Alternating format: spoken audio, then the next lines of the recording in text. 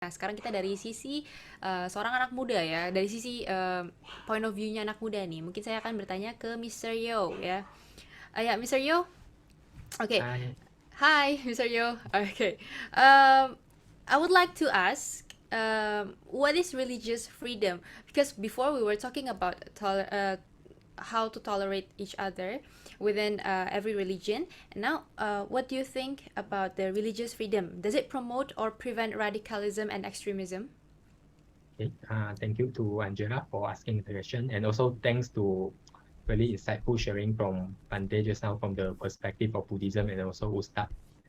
So also there are a few religious activists doing the same thing like Ustad Wawan in Indonesia, and sometimes they get criticized, but I really admire their courage in doing so, just to get us appreciate all the differences among us. Okay, back to the question.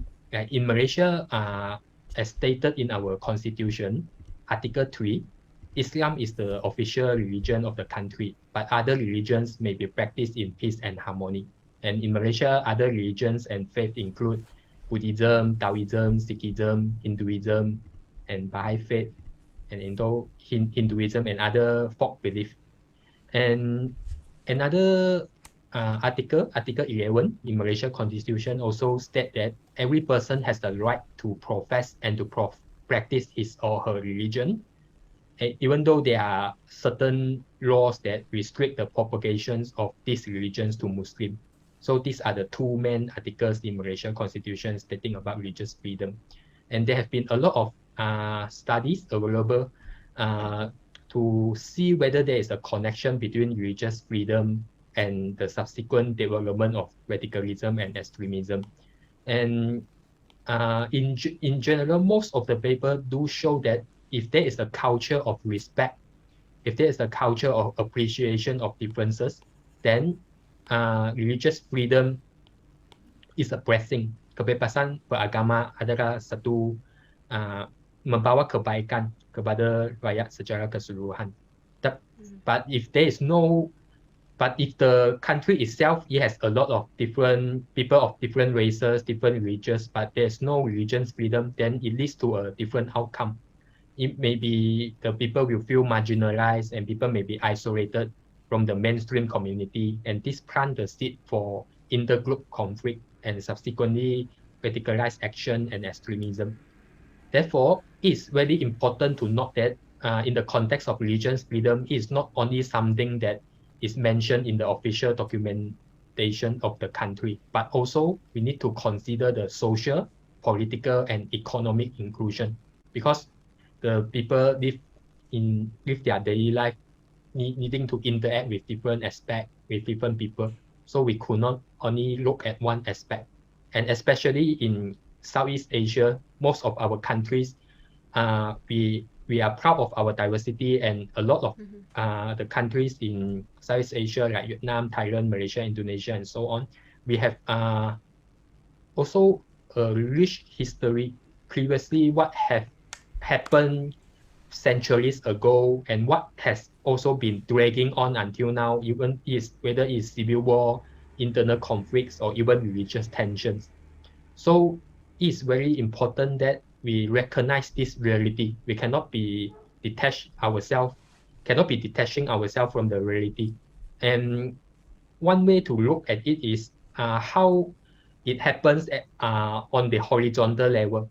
The first one, religious freedom, means among the common people, there's a safe space and capacity for them to practice their religion or faith without the fear of violence or discrimination. They are free to go to their place of worship. They are free to celebrate their festival, and they are free to carry out their religious rituals or practices. And then in terms, when we look at it from the vertical perspective, the relationship between the normally we call government institutions and the religious adherents, whether the administration of the government makes the laws and even enforce policy that give equal representativeness and equal opportunity to every region of faith. Like we understand that Malaysia, the majority of the population is Muslim, followed by the Chinese, and then we also have a few ethnics in the East and West Malaysia. how do we ensure that doing enforcement of policy and when we want to allocate resources, we can divide based on the proportions and not only based on the fact that a certain religion is the official religion. And because this will cause the feeling of dissatisfaction or unfair among the people. Therefore, just to conclude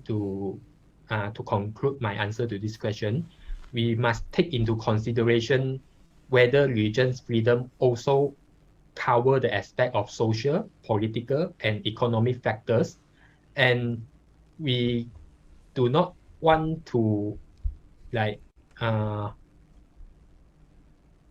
create some policy or even create an environment that a lot of institution happening, and this may really cause disparity in the resources sharing among Malaysia, because in Malaysia some our Ministry of Unity did give some grants for the places of worship to repair and carry out maintenance of the places of worship of different religion. And this is where we need to like be practical and realistic when we need to consider it based on the current needs and based on the requirement of that particular religion, and not only looking at it from the political aspect. That's all. Okay. Um, I know that you're actively joined some NGOs, and I would like to know whether have you ever like really faced the radicalism and extremism within all the NGOs that you ever have been in? Luckily, I have involved in those Mm-hmm. organizations that I don't really see this happening, but there's, I think Brother Isaac will share more about that. But there is a reality that radicalization and extremism Mm-hmm. is a growing concern in Malaysia due to a number of factors. I myself have not encountered with this situation directly, Okay. just reading from the news, from the articles. Yeah. Okay. Yeah. As I know, Indonesia and Malaysia actually have lots of similarities because we both have like we both are Muslim-based country, and I believe that whatever Malaysia has as a problem for radicalism and extremism, Indonesia will probably has the same issue. So, thank you, Mr. Yo.